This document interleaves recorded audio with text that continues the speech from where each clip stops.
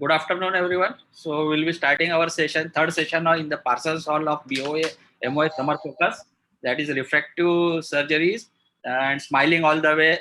A very aptly put title of the talk. We have got our chairpersons, Dr. K.K. Mehta sir, Dr. Rupal Shah madam, conveners Dr. Shashi Kapoor and Dr. Jeevan Ladi sir, and myself as a moderator. All our faculties, Dr. Rupal Shah, Dr. K.K. Mehta, Dr. Sheetal Brar, Dr. Sri Ganesh, Dr. Jeevan Ladi, Dr. Cyrus Mehta, and Dr. Saurabh Patwardhan. All of them have joined.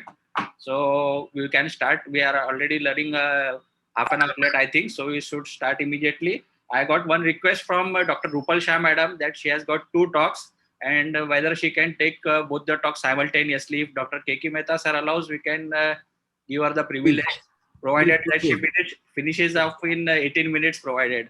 Yes, yeah, madam. Absolutely. Please continue. Thank you. So smiling all the way is the hard work of Dr. Swapnesh Sawant. Yeah. Sessions by Nikhil Gokhale and the Swapnesh and Dr. Preetham's leadership. Dr. Sumit, Dr. Swapnesh, I think they did not sleep till late last night. And I think Swapnesh is really smiling all the way with such a successful program today. Definitely, madam. Also, good morning, Dr. Rupal ma'am, Dr. Shashi Kapoor sir. Yeah. KK sir, you are not visible. I'm not visible. Okay, yeah. Right. So, Rupal Shah madam, you are the first opening batsman for today, ladies first. On a happy Mother's Day to all the beautiful ladies of Ophthalmology Society, Bombay and Maharashtra Ophthalm Society. So should I? Yeah, please, madam. Please. Rupal, carry on. Yeah, Dr. KK, thank you very much. So I will just start with my first talk. You are able to see my screen, right? Yeah, madam. Okay. So a happy Mother's Day to all the great mothers and also to the fathers who helped them to become great mothers. A very good morning. I still feel it's morning because we're going to be talking about smile. But before that, I would like to really thank everybody, especially Dr. Ragini, my dear friend, Professor Lane, and all the great organizers of BOS and Bombay Ophthalmic Society for this wonderful organization. I've been attending the last session and it's really been very, very informative and superb. So I would now jump to my topic because if I name everybody, then my 18 minutes will be over. So I don't want to do that. A switch from LASIK to SMILE.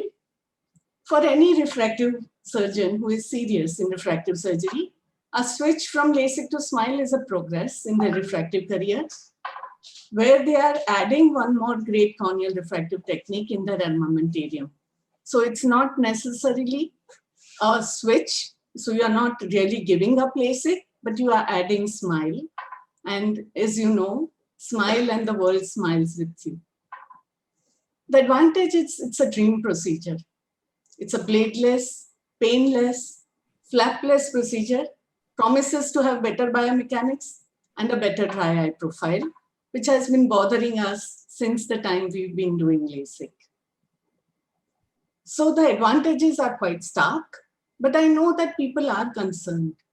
I know that there have been questions about so many aspects. 12:30. And I thought that I should just answer those before everybody else starts talking about SMILE. So the first concern that I have seen and people ask is whether it's technically difficult. If you ask me today, with the better energy profile, with optimal spot and scanning pattern, with faster lasers, better instrumentation, more overall experience, and though there is a learning curve, there are lots of people who are also ready to teach you this new procedure. And you would find that the SMILE procedure can go as smoothly as you can see here. So it's really not that difficult. It's just a question of applying yourself and learning the correct way. And you would have your patient as well as yourself smiling all the way. So it is not technically difficult at all. With the newer parameters, it's becoming even simpler than doing a LASIK procedure with a microkeratome. And you can see it here. This is an unedited video and it can get over in such a short time. It's a very thin lenticule and therefore you can see that grasping is also difficult. Whether it's expensive. It is expensive to acquire the laser, but you have to remember it's a single laser solution. So you have to acquire only one laser with only one laser's maintenance and disposables. It's a very fast laser, so the turnover of patients can be quite fast, especially if you are this high volume LASIK surgeon. There are less follow-up visits required and therefore there is less chair time. And you can sell it as a premium procedure due to the clear advantages, and patients are willing to pay a little more because of all the advantages that it can offer. Is there a limitation in treating high myopia? There is no limitation because, as you know, from the cornea, you don't really want to treat very, very high myopes more than 10 diopters. In fact, abroad, the limit is going down to almost 8 diopters. And you would find that with SMILE, you can treat up to -10 diopters of sphere and up to -5 diopters of cylinder. That's almost as high as you should be going on to the cornea, because otherwise the cornea that is left behind has too many aberrations, it's too flat, it's too unstable, and you would not really have good outcome if you treat on the cornea with any of the procedures. Similar is the case for treating hyperopia.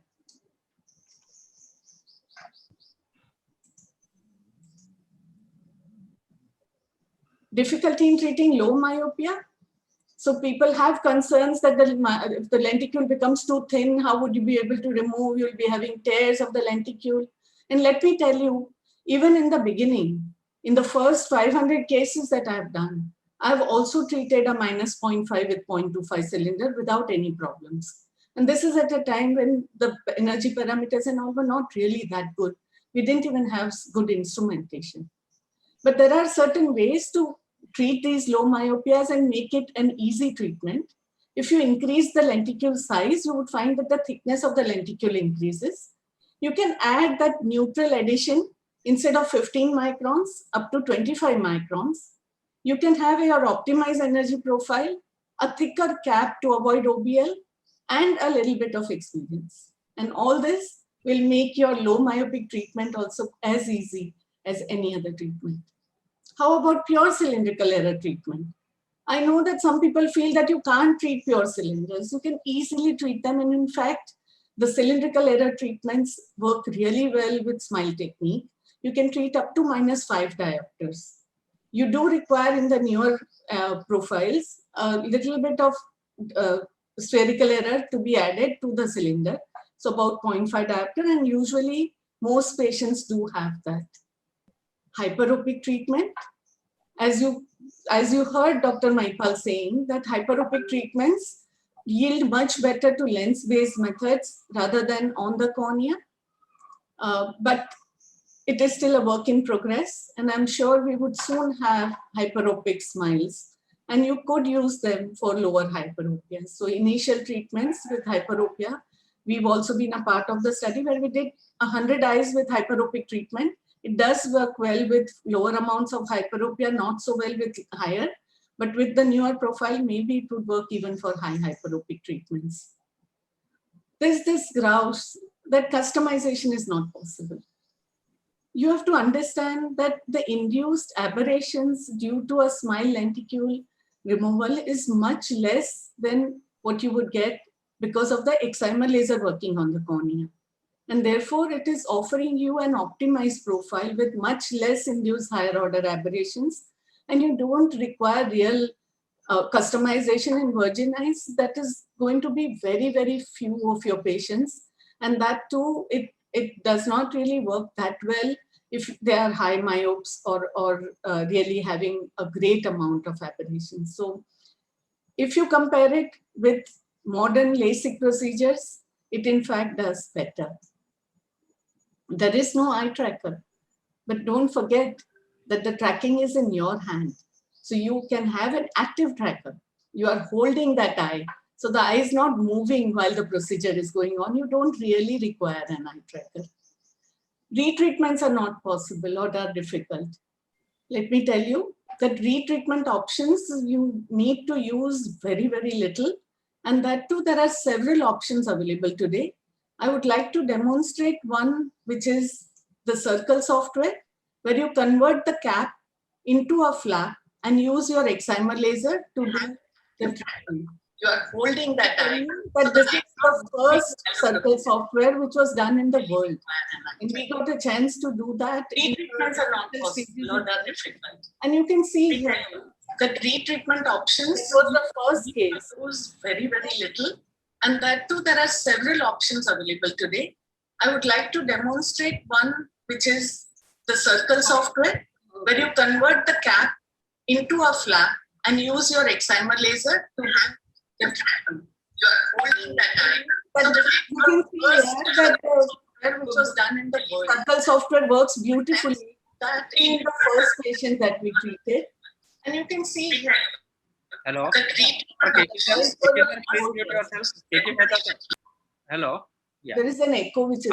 Just a minute. Partho, sir, please mute yourself. Yeah. Dr. Partho, yeah. Please go ahead, madam. Other than the Circle software, you could also use advanced surface ablation. If you made a thick cap, then you could make a flap in the cap and use your excimer laser. So don't throw away your excimer laser yet. But some people have also tried Smile on Smile. I have also done it in 2 cases. It seems to be working well, but it requires more refinement. And that could be the next way in which you would be able to do a retreatment. Many people feel it's a new technology. It still needs to be evolved. And believe me, it's been 15 years since we did the first case. So in 2006, the first cases were done in Germany.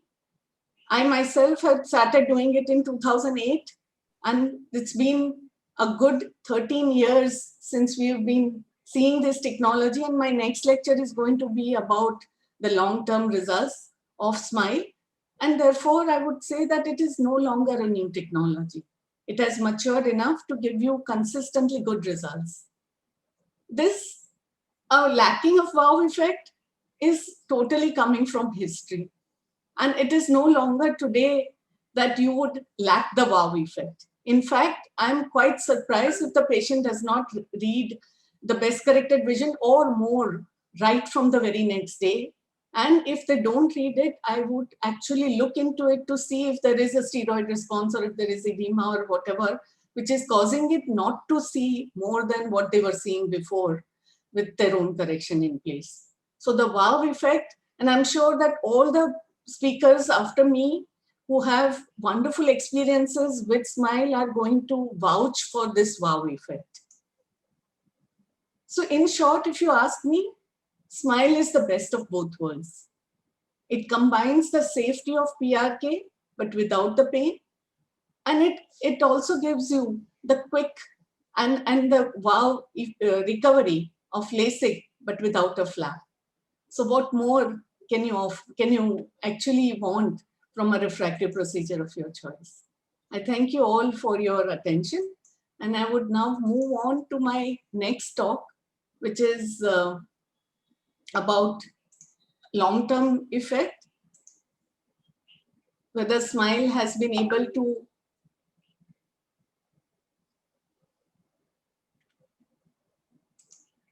stand the test of time.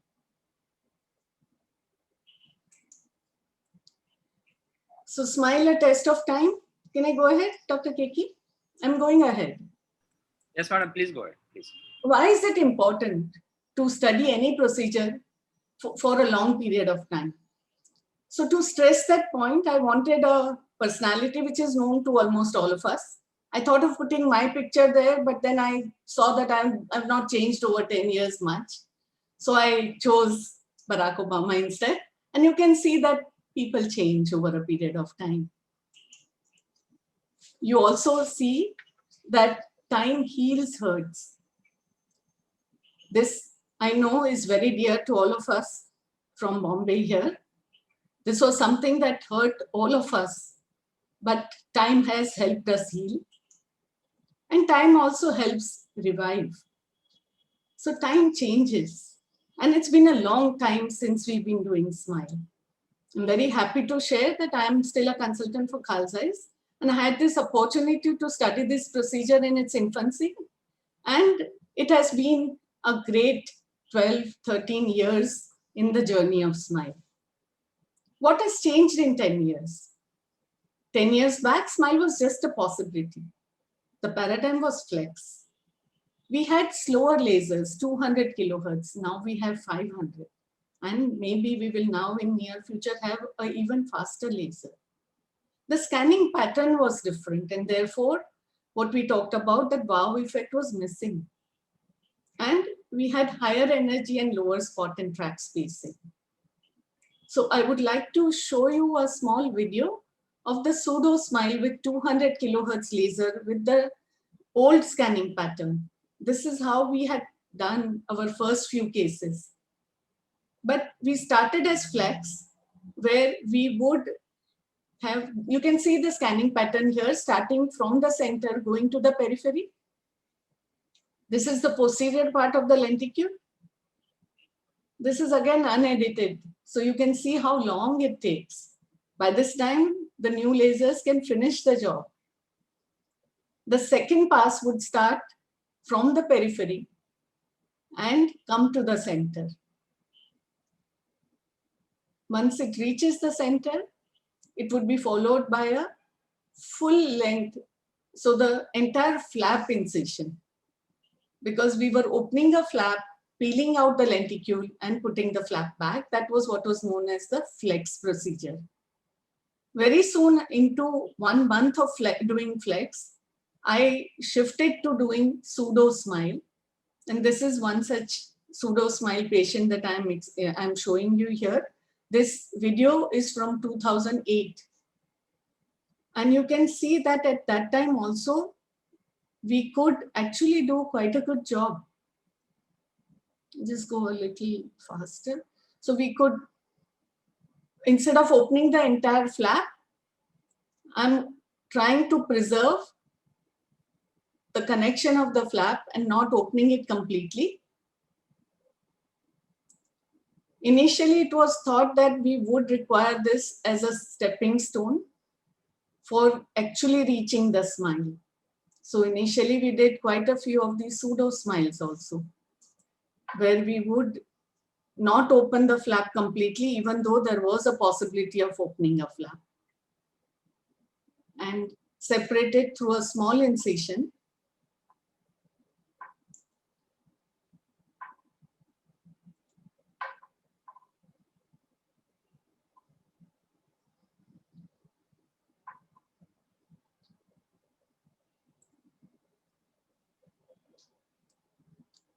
If today, if you see this, you feel, oh, by this time I would finish 2-3 SMILE procedures.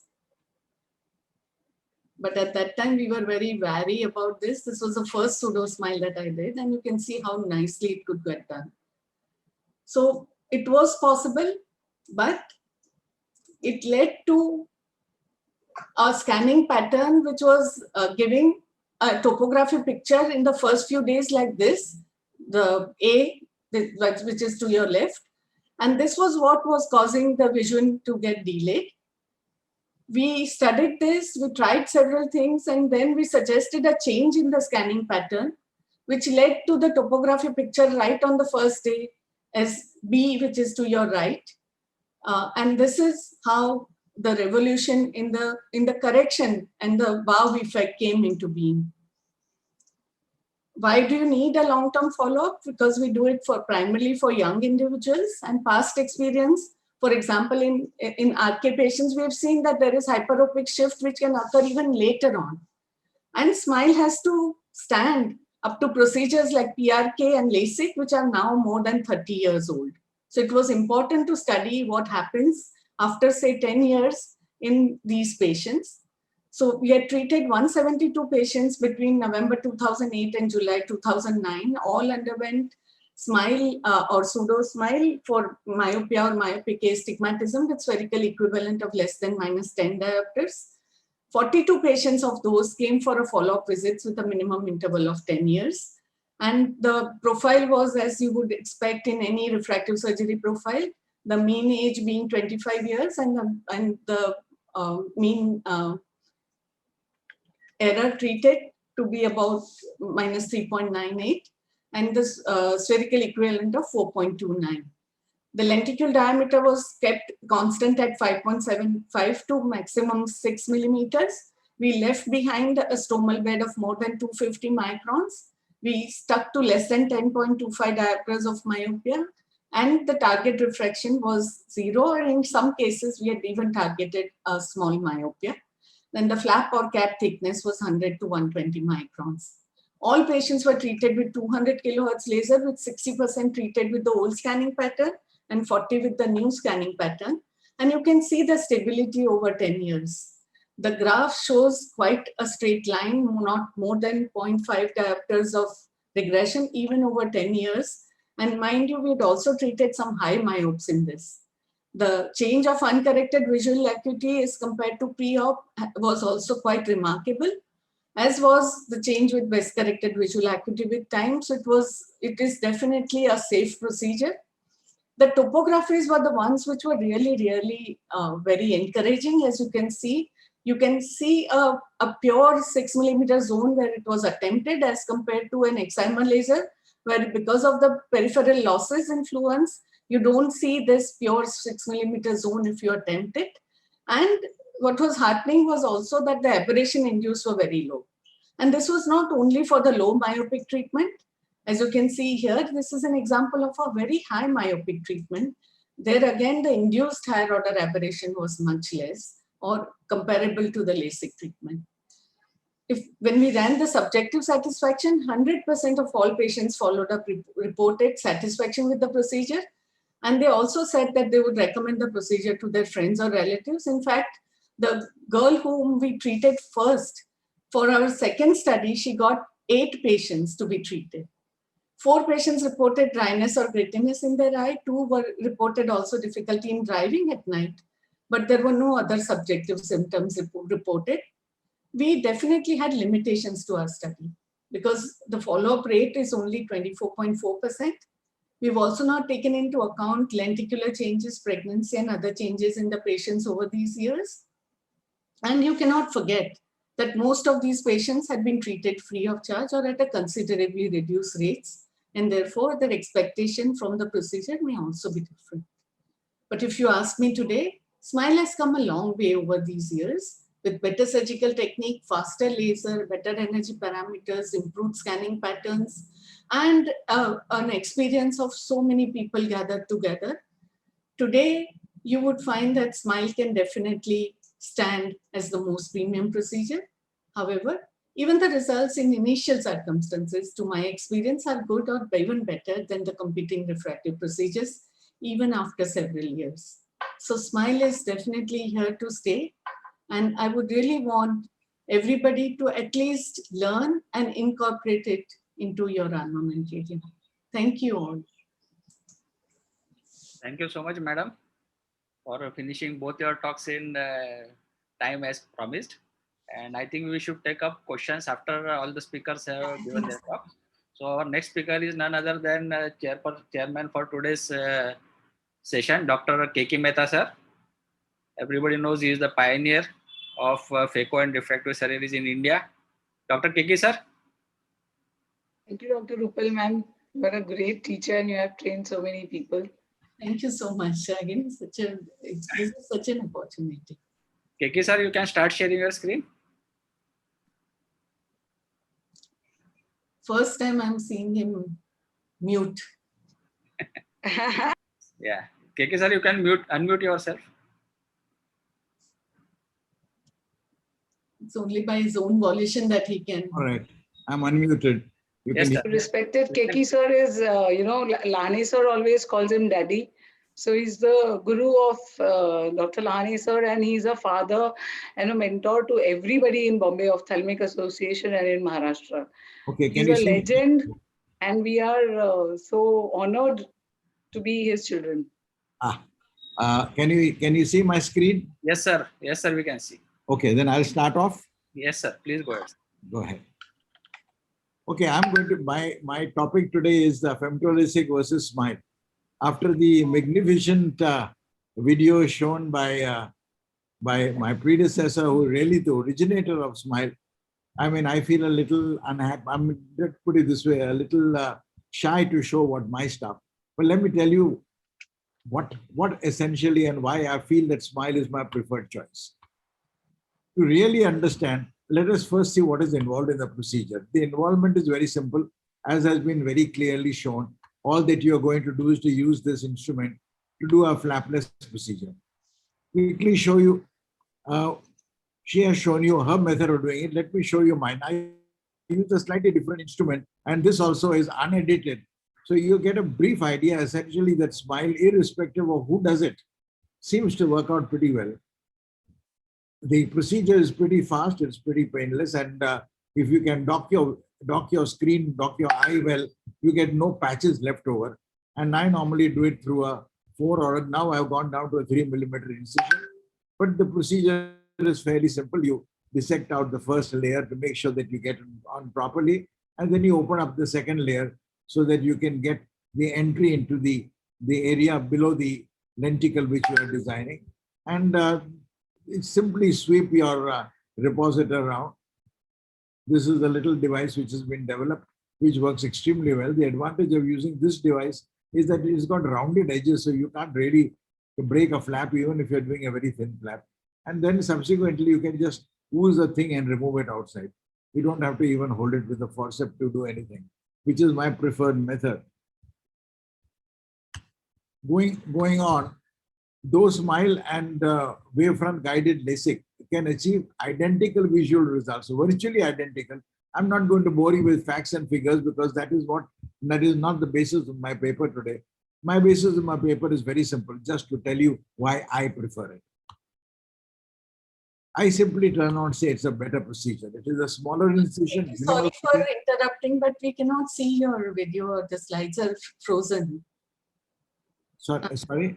The slides are frozen. We cannot really see your video or your slides. Oh, it is frozen.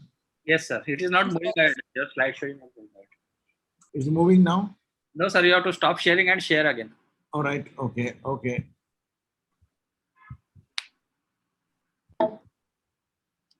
Stop share. Yeah. And share again. All right. Yes, sir. Now it is fine. Start the slideshow, sir. Okay. Slideshow.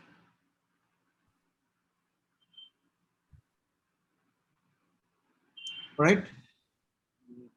The slideshow is not started, sir. Moving. No, sir. All right. No, Okay. sir. No or yes? No, no, no. Not even now? It's stuck. Oh God. Let's try it once again. This is very embarrassing.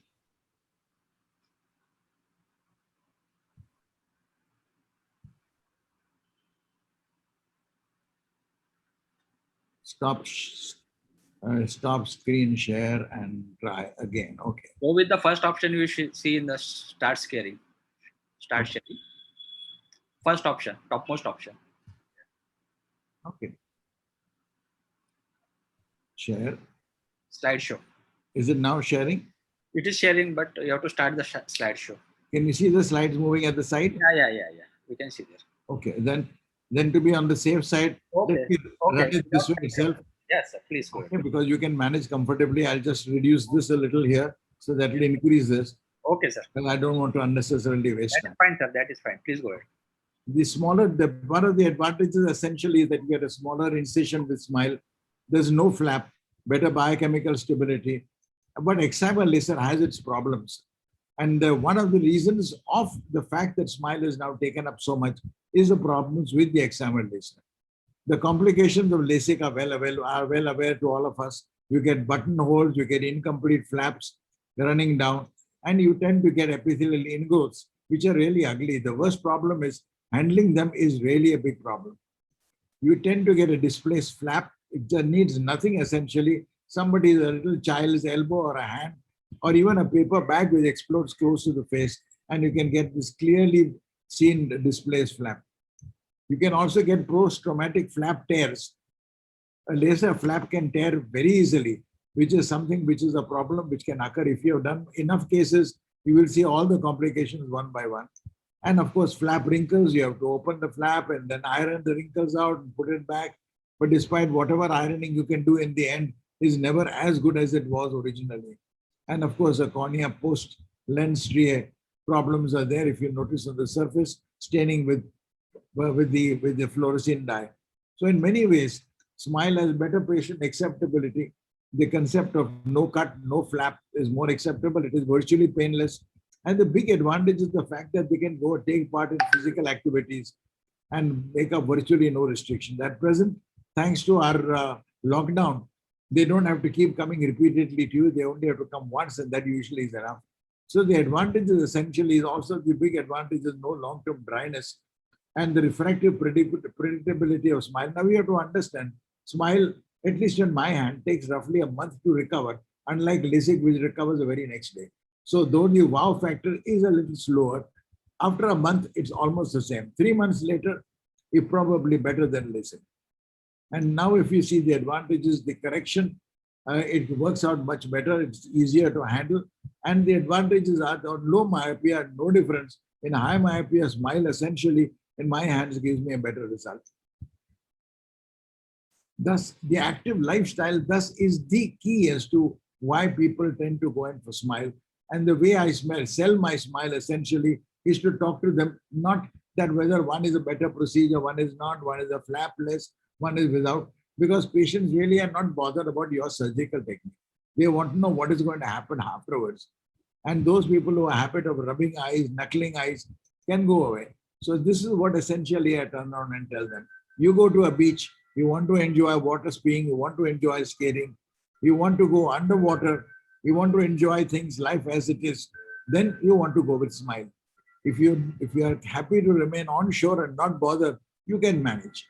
Here the activity is essentially a no bar. You can do whatever you wish. And the big advantage is that in gyms, for example, are the places people tend to get injured easily. Here there's no restriction whatsoever. And the most important thing of all is makeup. A lot of them do this procedure usually a month, 2 months before getting hitched up, either for men as well as ladies. And a lot of them tend to use makeup. So the makeup makes a lot of difference. They can do it comfortably utilizing the smile procedure. Hence, in advances, you can now, enhancement can also follow smile. There's really no hassle. You can do a circle enhancement, no difficulty. Once in a while, you do need to do it. It's essentially, you can even do smile on smile. So it works out pretty well. And now hyperopic modules are coming soon. So in summary, it is a better procedure. There's no flap, no risk of ectasia, no pain, no hairs, which is one of the reasons why the armed forces has gone in for smile in a big way. Those who are mountaineers are much happier with smile because as you go up higher places, the vision tends to blur under a LASIK. It doesn't blur under a smile. In all, smile is a far better procedure. It's only a matter of time when LASIK, as one would be relegated to the dustbin. Thank you so much. And a final little reminder, double mask to save lives. Thank you so much. Thank you so much, sir. Keki sir. That was a wonderful presentation. We have got Shashi Kapoor sir, Dr. Ragini madam, Dr. Jeevan Ladi sir. Shashi Kapoor sir. Sir. Yes, sir. Yes, sir. Good morning. Yeah. Good morning.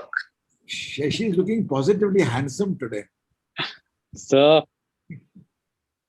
So our next speaker is Dr. Sheetal Brar from Bangalore, and she will be sharing her tips for the top pearls to achieve 6/6 vision right from day one. So Dr. Sheetal, please go ahead. We can see your screen. Yeah.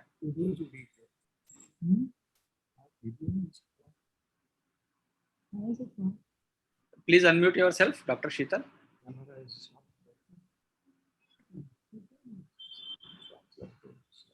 Yeah, please go ahead. So it's fine? Yeah, it's perfect. Perfect. Okay.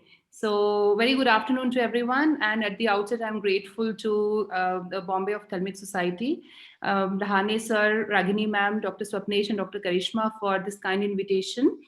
And I will be today discussing with you some of my top pearls to achieve 6/6 vision or even better and good patient satisfaction, how you can achieve better than 6/6 vision and good patient satisfaction with SMILE.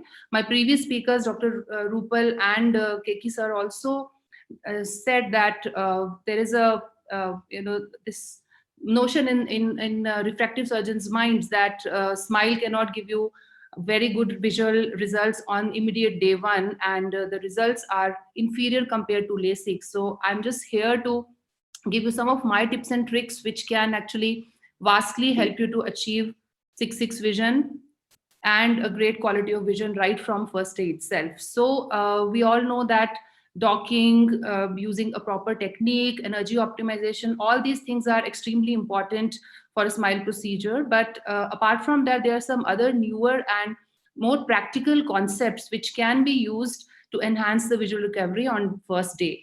So the first concept I'll be talking about is cap ironing. So this is nothing but basically towards the end of the procedure, once you remove the lenticule, you can do a little bit of ironing on the cap. So you just need to use your dissector and give centrifugal strokes on the corneal surface from center towards periphery. So this maneuver helps in reducing Bowman's membrane distortions, which can occur due to the result of the volumetric loss of the tissue from the cornea. And these distortions have been shown to impede in the visual recovery of SMILE. So doing this maneuver just takes about half a minute or to 1 minute, but this can definitely improve the visual recovery. So we saw in a group where cap ironing was done versus a group where cap ironing was not done at the end of the procedure. The first day UDVA was significantly better, as well as the corneal MTF was also significantly better on first day, and it continued to remain significantly better at 2 weeks as well as 3 months. So this is a simple thing that can be done. Regarding energy optimization, we all know that for a particular, for a SMILE procedure or any femtolaser based procedure, energy levels should be optimized to prevent OBL and to obtain a uniform bubble pattern. So you want to have a pattern where there is no opaque bubble layer or black spots. So most of the Visumax lasers, you can achieve this using a fluence level of 22 to 32. Lower the energy level used, the better the outcomes. However, how do we know that our energy level is actually optimized? So we have described a sign known as the gas bubble escape sign. This is an intraoperative sign which can actually tell you if your energy level is optimized or not. So what you have to do is that after the laser delivery, you have to watch the escape of femto bubbles from the incision. So as you enter in the interface using your dissector, you will see an escape of bubbles, followed by which there will be a change in the quality of the interface. So watch here again. So just enter into the interface, you'll see a bubbles escaping, and immediately after that, you will see a change in the interface quality. That the interface which was more whitish and more opaque now looks more translucent. So this pretty much ensures that your energy level is now optimum, and you will actually experience a much smoother dissection in these eyes. So we compared the eyes where we saw this sign versus the eyes where we did not see the sign. And we found that the eyes which showed this sign had a significantly lower objective scatter index using the HD analyzer, which indirectly means that their visual quality is also better. So this is the clinical significance of this sign. When the energy level is optimized, the bubbles can escape freely because there is no hindrance to their escape. Whereas when you have opaque bubble layer or black spots, these areas can entrap the gas bubbles and prevent their free escape. And hence in these eyes, you can experience some amount of difficulty, or it may not be as smooth as when you see this sign. So this may indicate that you may further need to improve your energy. Differential spot spacing parameters. Again, this is a new concept, but it is an off-label indication. So conventionally, what we do is that we use the same spot distance for both the cap as well as the lenticule cut. So the lenticule cut is the deeper cut and the cap cut is the superficial cut. So generally, most surgeons use the same spot distance, which is about 4.5. Now, as we understand that our cornea is not, the architecture of the cornea is not the same throughout.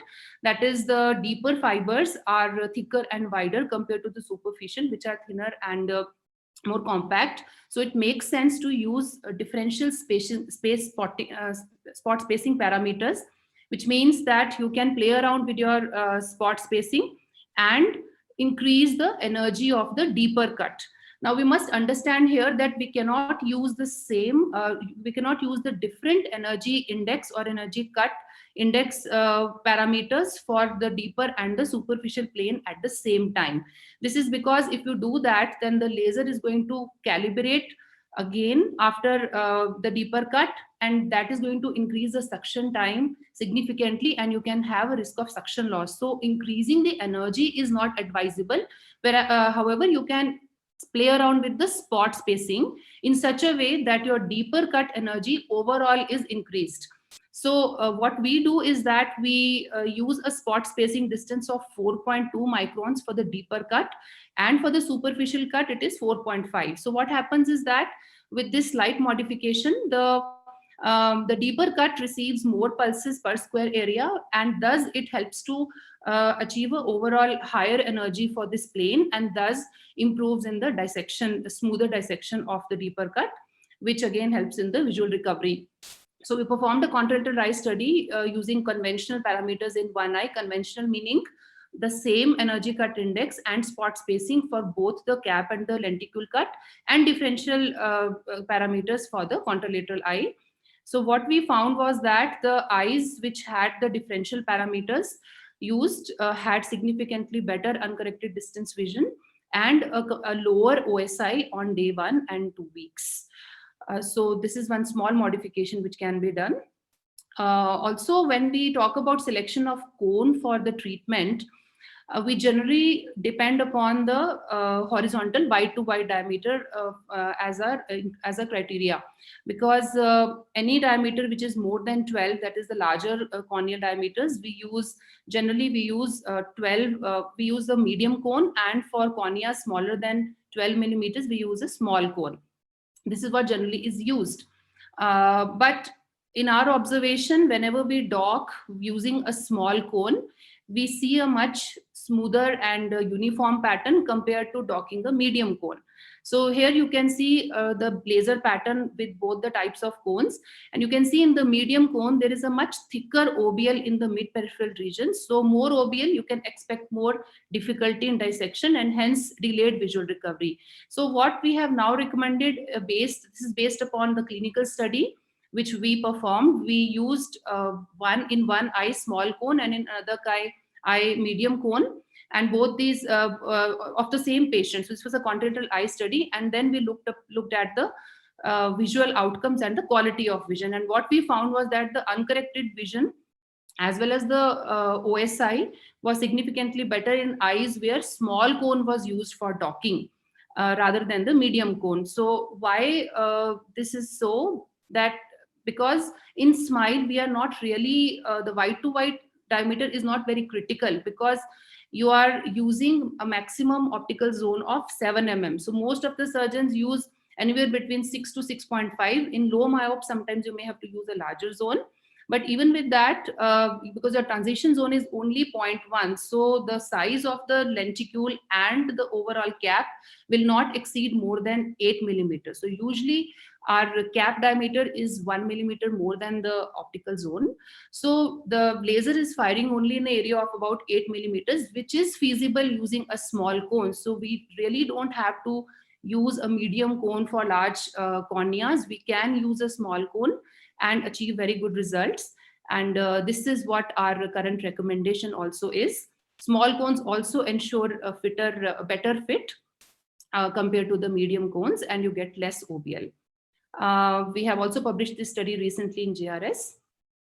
We also need to adjust our nomograms based upon our post-operative results. In our practice, we add 10% to the spherical correction and up to 15% for cylindrical correction, depending upon the type of cylinder treated. So for high cylinders, it is important to compensate for cyclotorsion, anything more than 1 diopters. And if the cylinder is with the rule, then we add 15%. If it is oblique, we add 10%. And if it is against the rule, then generally no adjustment is required.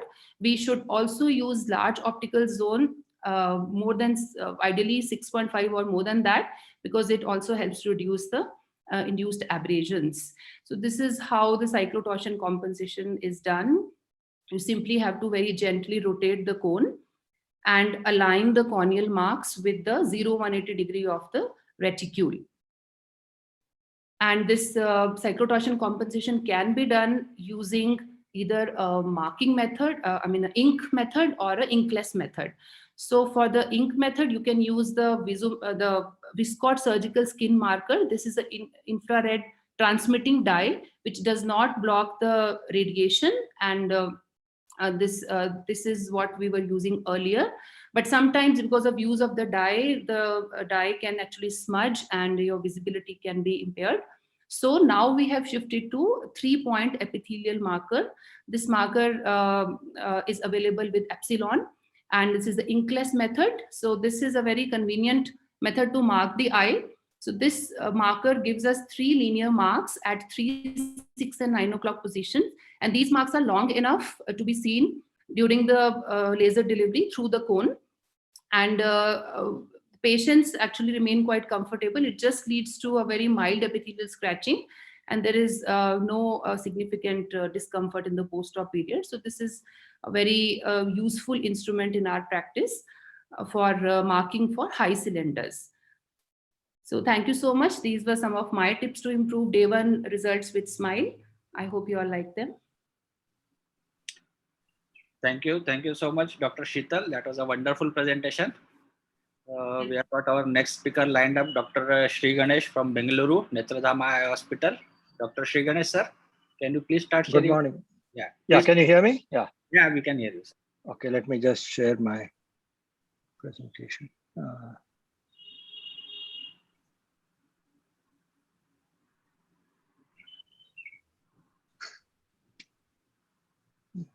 What's happening? Desktop.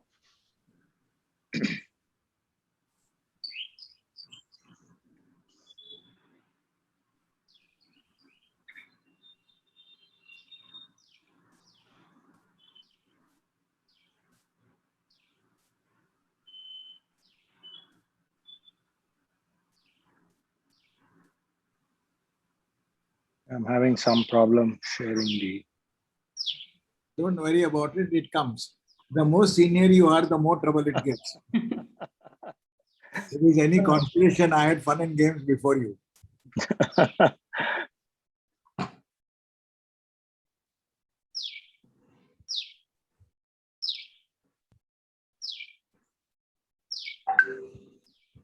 Yes. Dr. Rakshit, please stop sharing screen. Dr. Rakshit, Somebody else is sharing the screen, so now it's okay. Sir, once more. just a minute.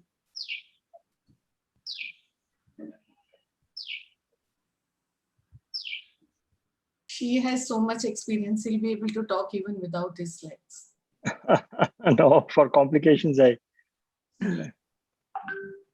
can you I'm getting also. log off and relog again? In the meanwhile, we can take a next speaker. Okay. Log off and log in again. Probably you had no complications. Yeah. So this is the complications of virtual meetings. What is Dr. Jivan Ladi, sir, past president of MOS from Pune. Dr. Ladi, sir, are you ready with your presentation? Hi, everybody. Yes, I'm ready with my presentation. Sir, please start sharing your screen then. I think it's coming on now. Can Yes. I share?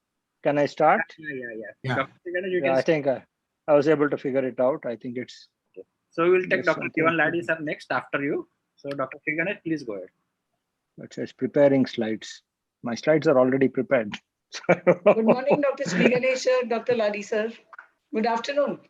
Hi, ma'am. How are you? Thank you. Good afternoon. Good afternoon, Bhaiya. Good afternoon. I'm having some problem again. I mean, it said opening, but now it says preparing slides. It is also gasping for oxygen.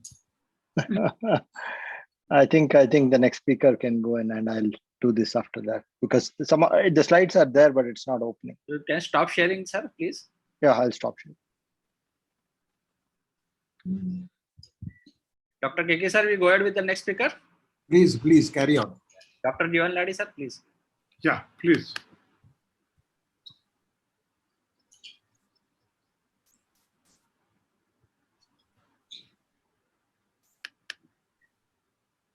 Yes, sir, we can see this. Just a minute. Hi, Dr. Sheetal. Good morning. Hi, ma'am. How are you? Morning. I'm Congratulations for all the posts and the awards that you win. The new post of the associate editor. You are a star. Thank you so much. I really wish we could meet personally. This year we were hoping. Soon. Yeah. ये time भी चला जाएगा. We'll be meeting soon. Yes, ma'am. Can you see my screen? Yes, sir, we can see it. You can. Okay, at the outset, I would like to thank Bombay Ophthalmic Association, Maharashtra Ophthalmic Society, Dr. Lahane sir, Dr. Ragini, and all the coordinators. Thanks a lot. Request to all the other participants to please mute themselves. Yeah. Dr. Sri Ganesh, sir, yeah, thank you.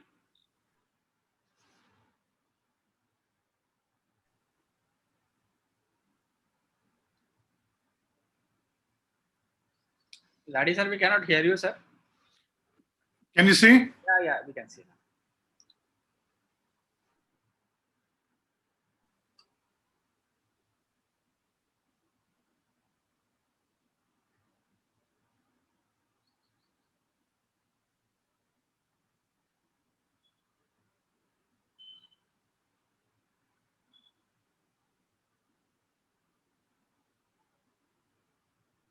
Sir, there is no sound in the video. You have to speak for that. Hello. Yes, sir, there is no sound in the video coming, so you have to speak.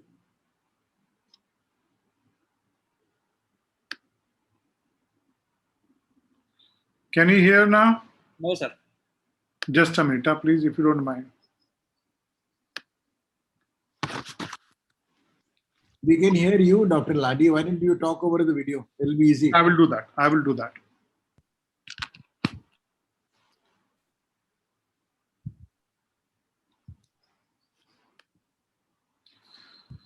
So idea is basically to have a technique by which you can remove the lenticule consistently in all cases by same way, taking same time, so that recovery is faster and visual outcome is better.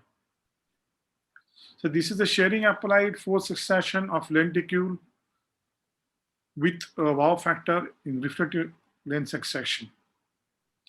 Sometimes going reverse is better, in some cases. This is what we are trying to show now. So in femtolaser cut makes 4 cuts, as you can see here. In a profile, you see that posterior cut, which is made by, this is the second cut, which goes vertically up towards the lenticule.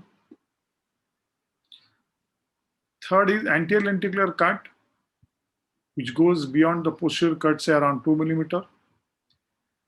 And incision we prefer to take at 110 degree for a better maneuverability. Now this is a profile picture which is showing the side cut. We take 2 millimeter side cut. Now this is a posterior cut, which is nothing but a series of air bubbles created by the femtolaser. Now this is where the visibility of the patient goes down, so you have to instruct the patient that keep on looking at the green light even if it becomes hazy. So in spite of seeing all the technology, this is what we found is easiest for anyone to do. So what you have to do, you have to use a technique by which you initially create a posterior pocket and anterior pocket. This is the anterior initial pocket, what you can see now.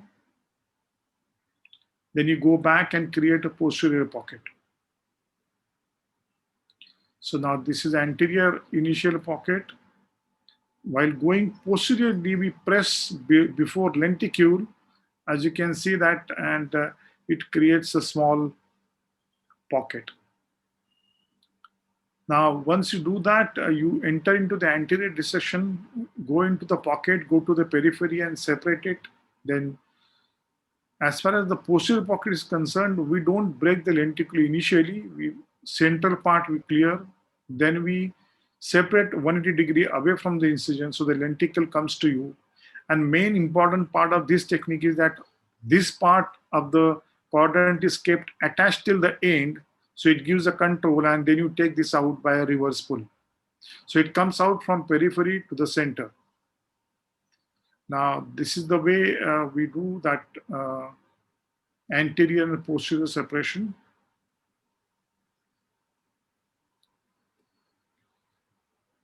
So in this technique, basically the stoma around is not manipulated much.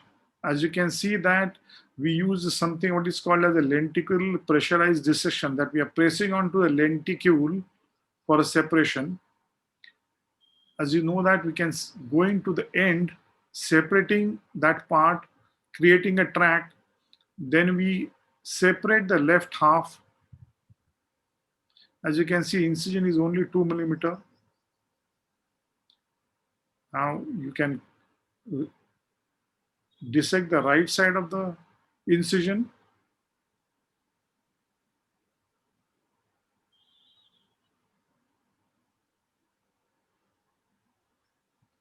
Now after this, we go back, and as I said, going back, we depress down, and we don't go to the periphery. We first, what you do, the central area, we try to create a quotation space here.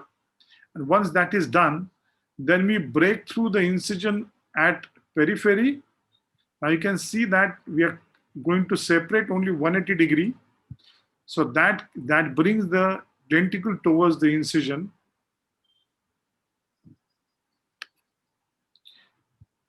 Then this part is separated, but this part is kept attached.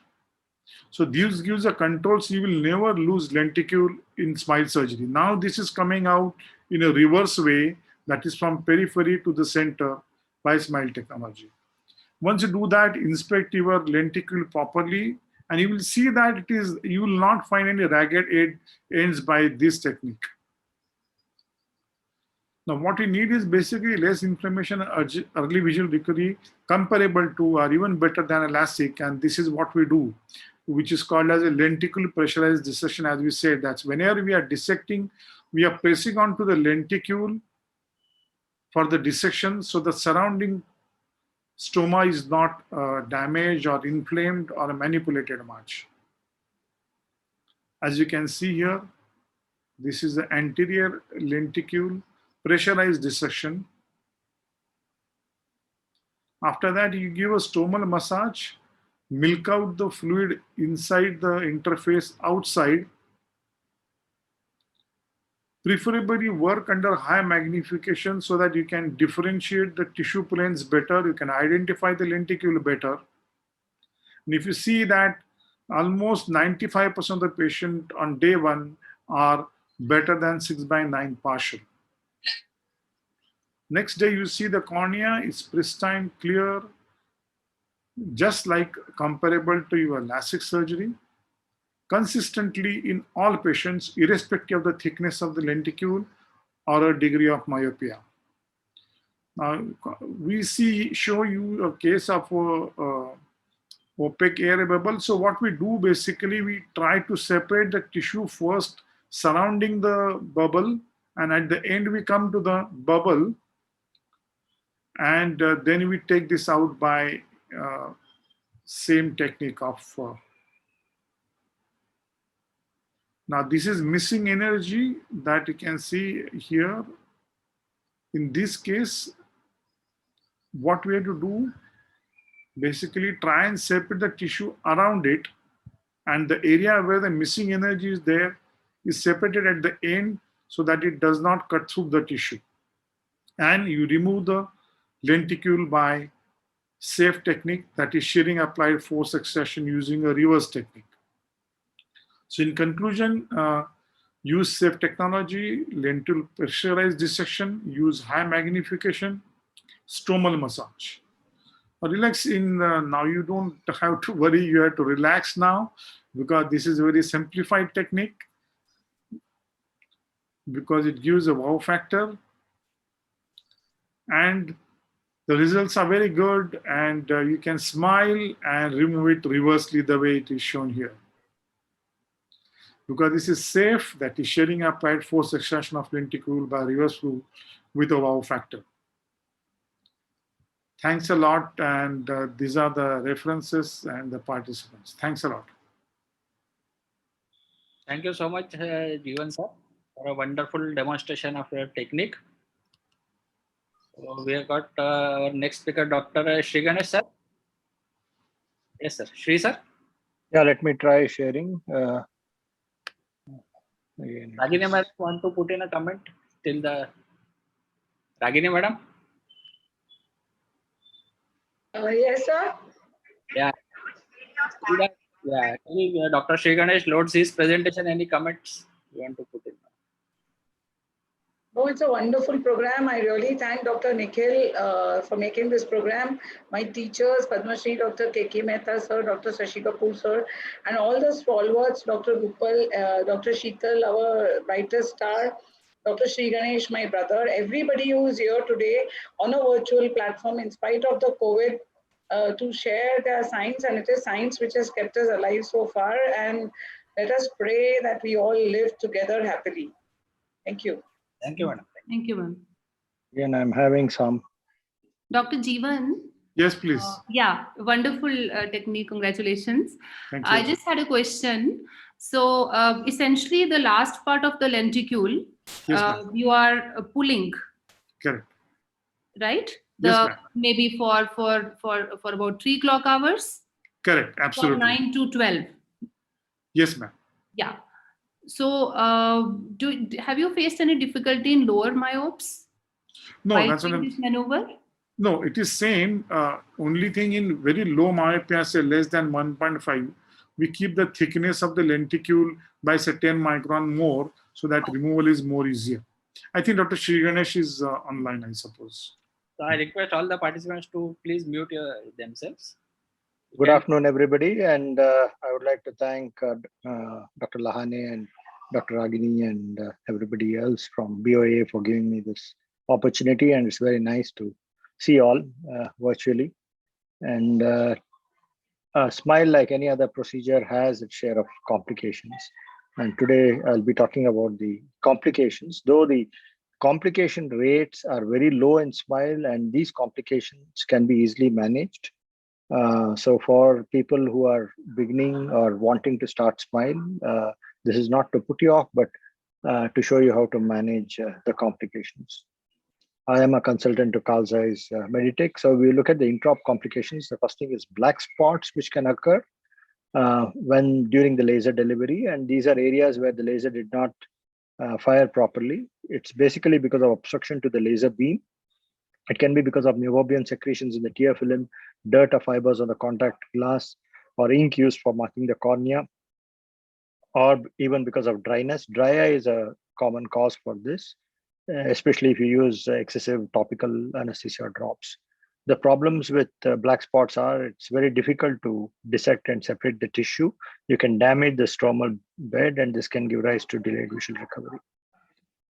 So these are the, this is a video showing the black spots here. The black spots is more in the periphery and not in the center. If it's in the center on the visual axis, it's better to abandon. Here you can see that the dissection is difficult and you have to use a lot of pressure to separate the tissue planes, and this can cause tearing. And you can see if you have meibomian secretions, then even before firing the laser, you can just lift the gantry and then wipe it off, or you can change the cone. So these are simple things that you can do. The other aspect is suction loss, and this can be caused because of sudden movement or squeezing of the eye, because of Bell's phenomenon, excess fluid around the cone, or improper cone selection, or sometimes you have loose conjunctiva, which can just prolapse into the interface between the cone and the cornea. When you have a suction loss, the Visumax has a wizard which automatically goes into a specific mode based on the stage of the procedure. So you can have suction loss during the lenticule cut, where if you can see here the progress is less than 10%, and then you have a suction loss. In these cases, you can actually redock and then continue with SMILE. You can see this is the second case where you have more than 10% progression, and then there is a suction loss. In these cases, the machine gives you a warning to convert to femtosecond laser, and then you will have to actually convert into femtosecond laser, and you proceed with making a flap, and then you will have to shift the patient onto the excimer, lift the flap, and do the excimer ablation. So this is the flap which is created. And you can have suction loss during the side cut. And you can see that the lenticule cut is completed here. And then during the side cut creation, you have a suction loss. In this case also, you can redock and then continue with SMILE.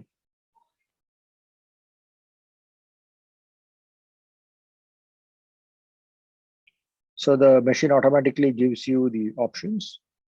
And the other situation is where you have a cap cut. When you're making a cap cut, then you have a suction loss, and then you can actually continue with the SMILE, but you will have to ensure that you have a proper centration. So the only situation where you have to convert it into a flap and then go in for a femtosecond laser is if the lenticule cut progression is more than 10%. You can avoid suction loss. The incidence of suction loss is less than 0.2%, and it can be very low once you're an experienced surgeon. So there is nothing to worry about it. You can avoid suction loss by proper head positioning, prevent the nose from touching the cone. If there's pressure on the cone, then you can have a higher incidence of suction loss.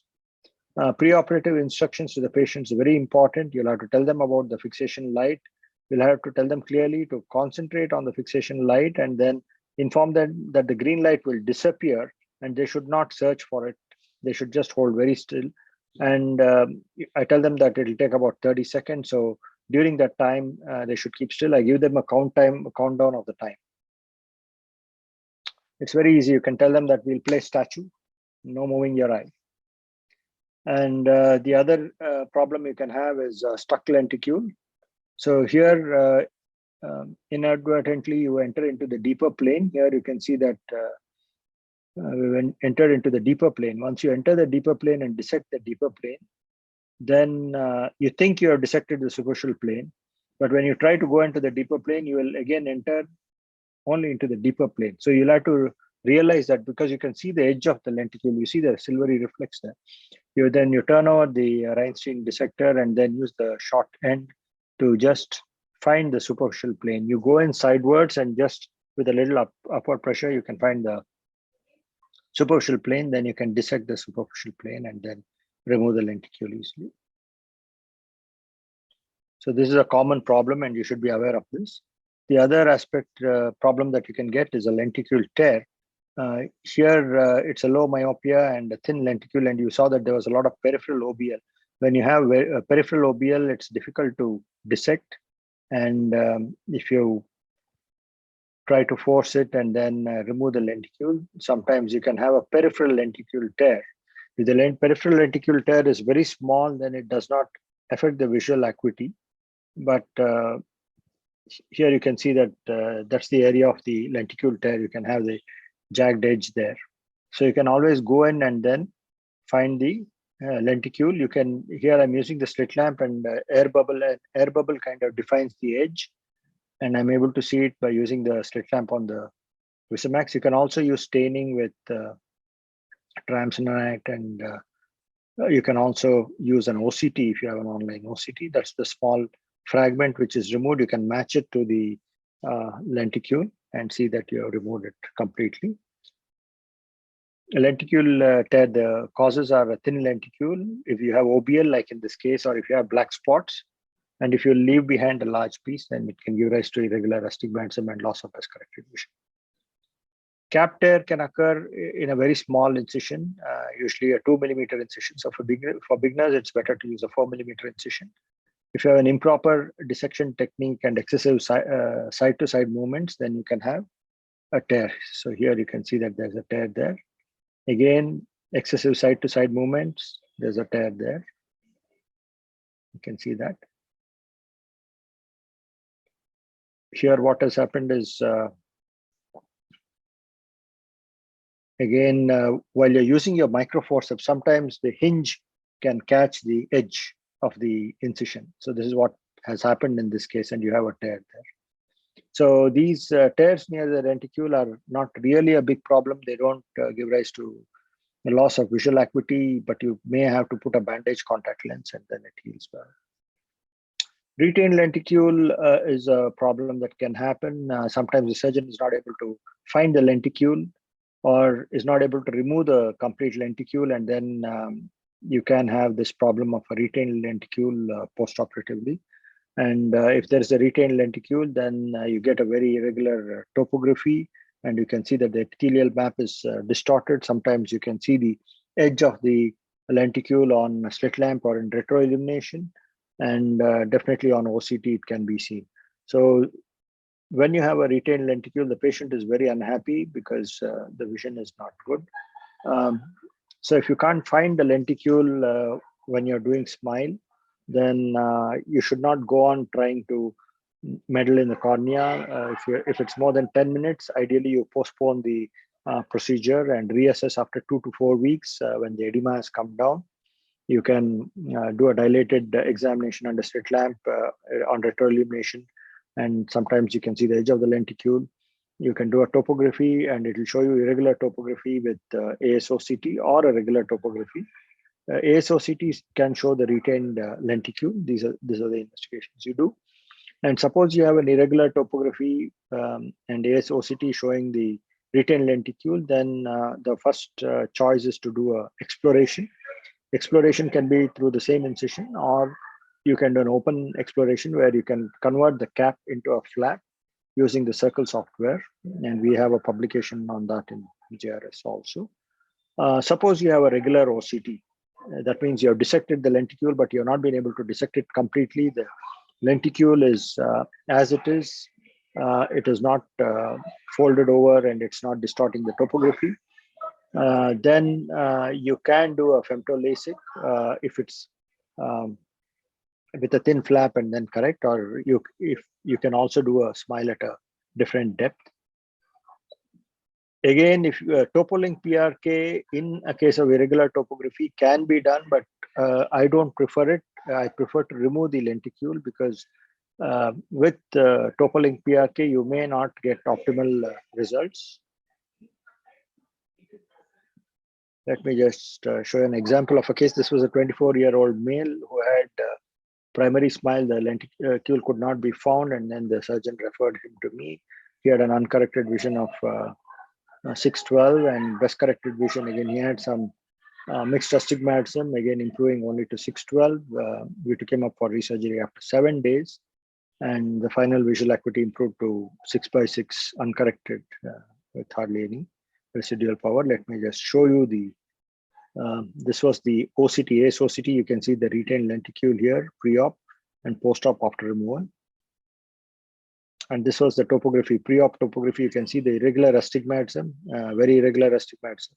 And post-op, the astigmatism, the topo improved. I'll just show you the video. This is just 2 minutes and we'll finish. You can see I've opened up the incision. This is a 4 millimeter incision. Then I go in and then dissect. I'm dissecting the deeper plane first, and you can see that this is part of the lenticule. Then the superficial plane is dissected. You release the lenticule completely from the stromal bed. Of course, you can use triamcinolone acetate for staining. or you can use an air bubble. You can also dilate the pupil and do this under coaxial illumination under an operating microscope, or if you have an intraporosity, you can use the intraporosity to define and delineate the lenticule. So once the lenticule is dissected, then you can see here I've removed this. This was, I think, my first case of retained lenticule, which I managed. I think this was in 2012 or so, almost nearly 9 years ago. So once you remove the lenticule, you'll have to spread it out. And here you can see that the whole lenticule was intact. So the surgeon had pushed down the lenticule and then he was not able to grasp it because it had gone deep down in the pocket. So entire lenticule was removed.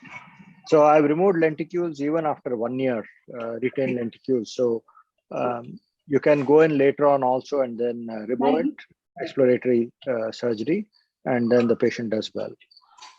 So those were a few of the complications of SMILE, and I hope it was informative. Thank you very much. And I would like to again thank Dr. Lahane and then wish him all the best for his elections. Thank you all. Thank you, Sri Ganesh Bhai. Thank you so much. Your wishes mean a lot, and thank you for the support always. Thank you so much. Thank you. Thank you. I think Dr. Lahane sir is there with us. Lahane sir.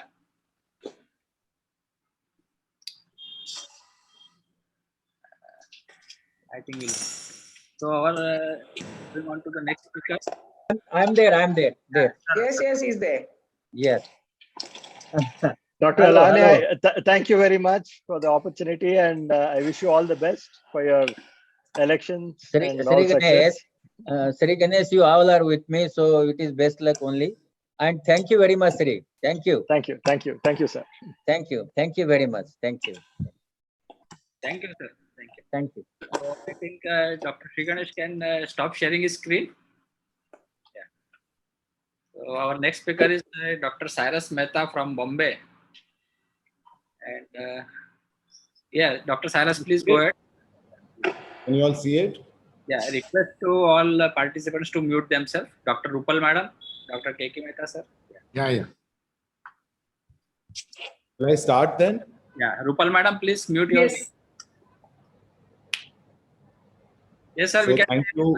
Please go ahead. Thank you, BOA, and thank you, MOS. Thank you, Lahane, sir, and best of luck for elections. And also, thank you very much, Ragini, for having me here. Thanks, Rakshit, for WhatsApping me, and Swapnesh. So it's my great pleasure to be here. Can you all hear me? Cyrus, you are my brother, and it's great to have you here. You are a star, and you have to next time share your journey towards fitness next. Yeah, you'll get to see that also. All right. Dr. Sri Ganesh, sir, and Dr. Cyrus both. Yeah. No, I used to always watch him and say, one day I'll become like that. Anyway, so we all of us have done LASIK for 15, 20 years.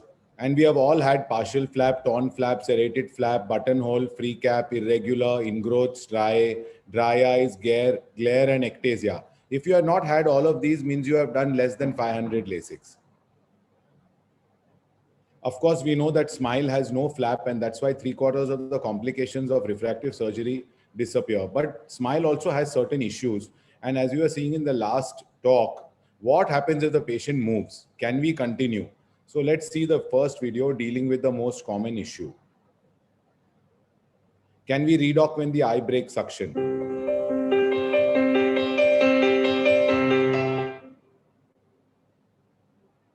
So the person is quite a nervous type of person. And so it does the lenticule cut. And person starts moving. I start shouting, don't move. But they move. Then the machine creates this kind of screen telling us that most of the cap cut is left. Now patient is moving, surgeon is moving, eye is moving, everyone is moving, assistant is moving. So what we do is, we will now redock the patient.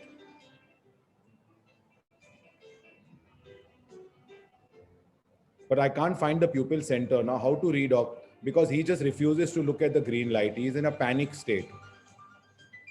So let's have a look at the infrared view. You can do an infrared view now. I'm telling him, look in the light, but either he can't see or he's just panicked too much. And now you can center the pupil, redock the patient, and start doing the procedure again. Of course, you've got lots of opaque bubble layer in the periphery. Luckily for us, not in the center, and luckily for the patient. So we are able to finish the procedure. Now the interesting thing is you have to do the dissection also. So this kind of case is a little bit difficult because you have to separate the lenticule in the area with the opaque bubble layer also. And this case occurred very early on in my learning curve. Today, the loss of suction is rather a rare occurrence because I spend a little more time explaining to the patient about the green light and why they should not move and things like that. And you establish a little bit of comfort zone with the patient with a little bit of chit chat before that. You ask them, what do you do and stuff like that. A little bit of comfort on the table now, then they panic less. So you can see the edge of the lenticule is lifting off when I go there. So I'm afraid it will tear. So I go from the dissected area to the undissected area. Still there's one large tissue bridge which just won't give way. So I use the Chansu dissector. Chansu is from the guy from Thailand who has done thousands and thousands of SMILE. He's the Thailand version of Dr. Sri Ganesh. And so you are able to dissect it. So I don't want to leave any lenticule bits behind because I'm not very sure that I'll be able to find them later on. So I'll try my best to get it out in one piece. I break that final tissue bridge. Luckily, it's in the periphery, so it shouldn't affect the patient much. I grab that lenticule and out it comes. So let's have a look at the next one now. So the next situation is basically what happens if the patient again undocks. Now, this was the other eye of the same patient, believe it or not. You will not believe it, but it's actually the same person. And instead of postponing the case, which I would have done for the other eye, and there it is. Person is now undocked the other eye also. Luckily, there's not much opaque bubble layer, but there are black spots. So this is a little bit of the cap cut completed, which I will now restart. Again, use the infrared to find the center because don't rely on the person to look in the green light. If he's already the panicky type, he's not going to look there. Now finish the cap cut.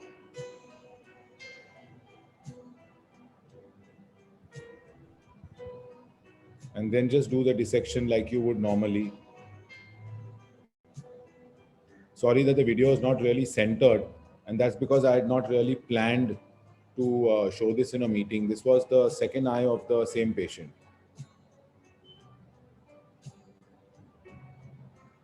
But basically it's the same procedure.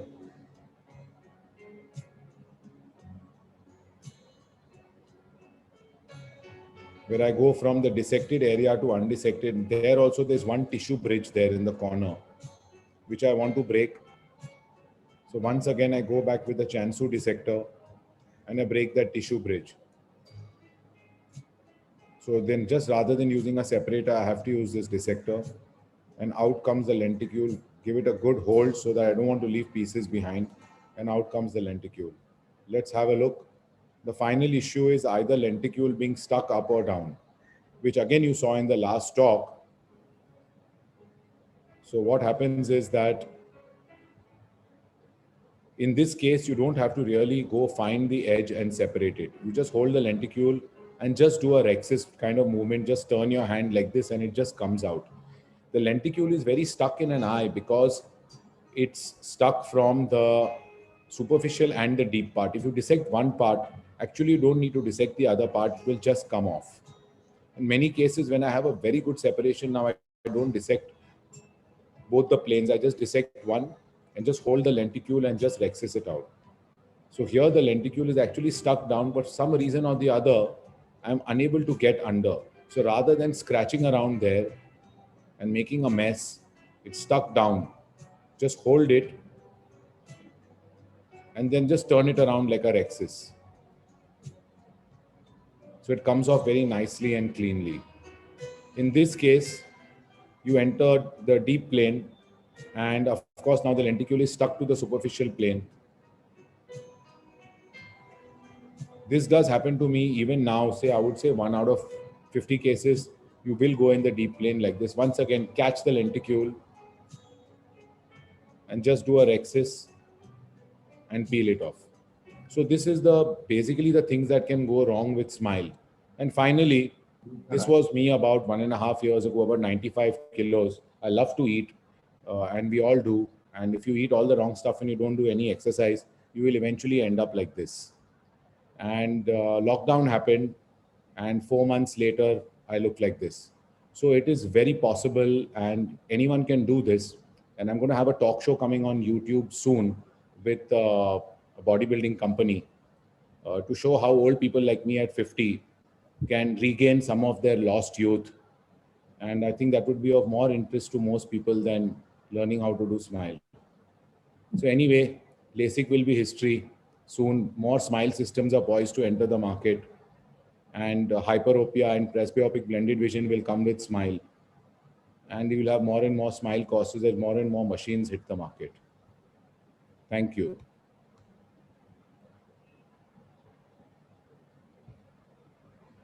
That was a very nice talk, Cyrus. Very nice. Thank you, sir. Thank you, Dr. Cyrus, for a wonderful presentation. So we move now to our next speaker, also the last speaker for this session, Dr. Saurabh Patwardhan. Dr. Saurabh, sir. Hi, hello everyone, and thank you BOA and all the office bearers for giving me this opportunity. And it was a wonderful session to learn a lot from. So I'm going to share a case of mine. I did maybe 3-4 years back, and this is a case where a young patient came to me, around 23-year-old, and he had trauma 12 years back when he underwent surgery for traumatic cataract and implantation of 3-piece IOL. So his vision at the presentation, the other eye was absolutely emmetropic, the left eye. While this eye, he had -7 diopter with -2 cylinder, and the best correct visual acuity was 6/18. And for last 10-11 years, he had not bothered about the vision, not using glasses as well. But he got selected in the company, and the requirement was that he should have at least 6/9 vision, even in the worst eye. So then he started looking for the options for treating this refractive error. Now, when you look at the patient, you can see that the pupil is superiorly decentered and iris is covering the visual axis, and iris appeared adherent to the superior incision. YAG capsulotomy was already done in this particular patient. So I thought about different treatment options, but most of the corneal refractive procedure, as well as if I think about piggyback IOL, which has 6mm optic, it will require a good centered pupil, because otherwise there will be treatment at the edge and patient may not have satisfactory vision. Also for piggyback, there should be adequate space in the sulcus. I did the corneal investigations. They were good to go ahead with the corneal refractive surgery. Now, pupil, obviously the pupillometry revealed that there was significant decentration. So I cannot use the regular refractive procedure, the lasers.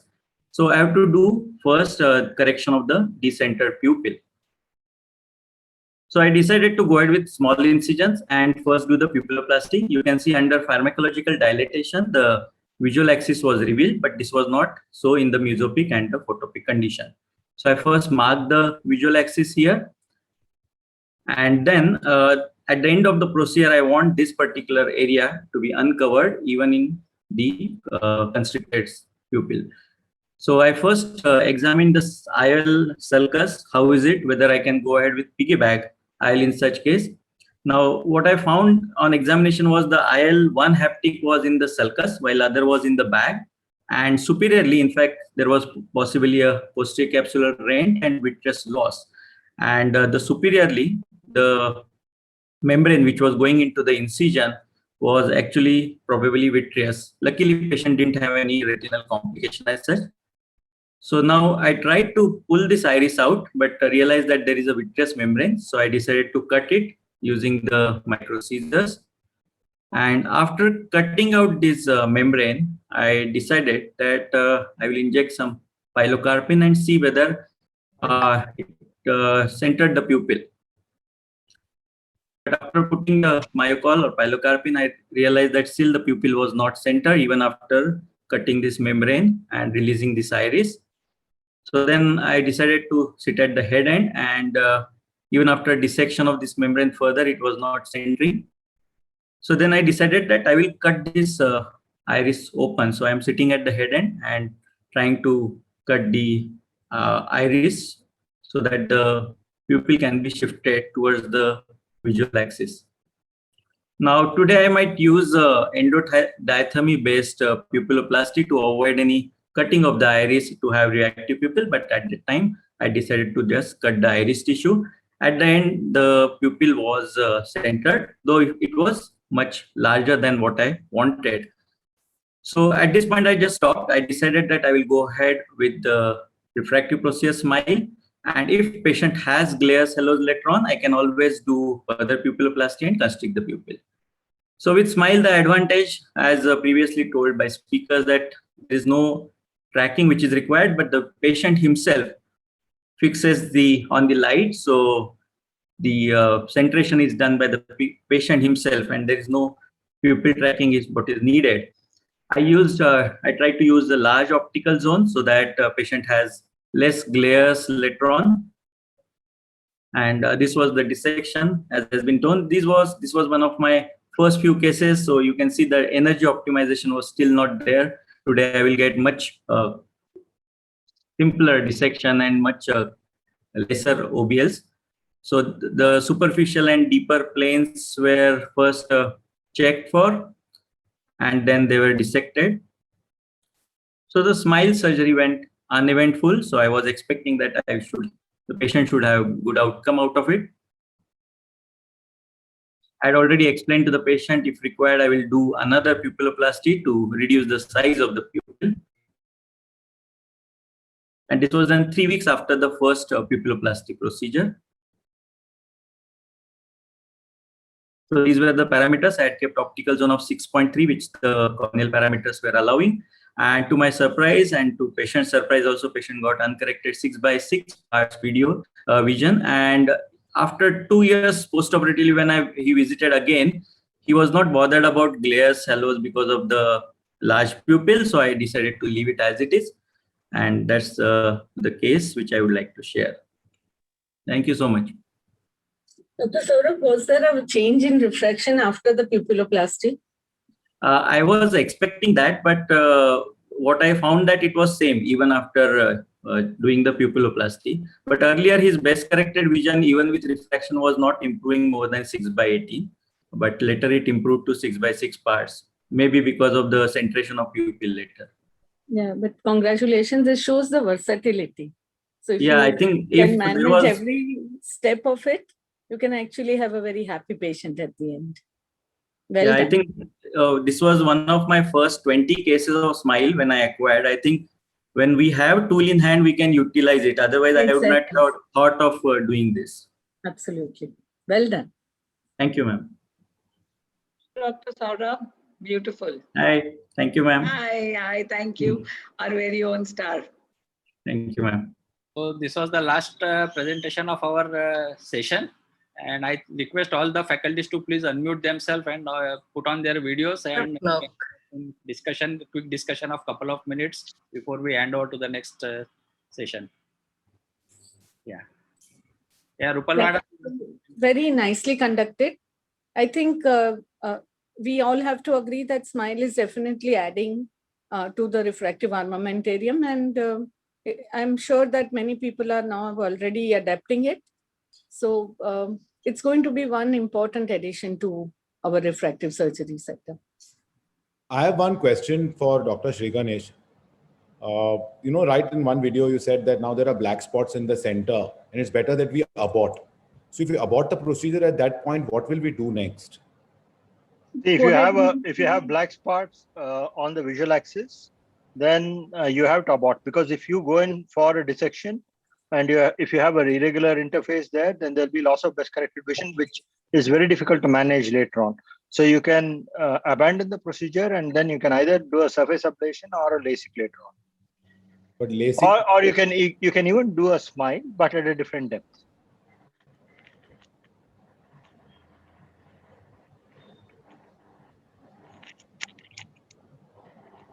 But don't dissect. Don't dissect when you have a black spot in the center, because you will go into something which you can't treat very well later on. Dr. Bharti sir, Dr. Gaurav, Dr. Vardhaman, they are all, Dr. Ravindra sir are also in this session. I think, madam, it's now past 2 p.m. So the next session. they must be in lunch hall. So now there is a beautiful concert going on in the Duke Elders Hall by our own ophthalmologist. It's a mini concert. The second song by Dr. Sunny Sen Gupta is on. So we can all enjoy it till the next session begins. And it's our own ophthalmologists who are singing well. Thank you everyone for this beautiful session. Thank you for taking out the time to be with all of us. I think we are one big happy family, and God bless us all, and please be safe. Thank you so much, everyone. Thanks, Ragini. Thank you.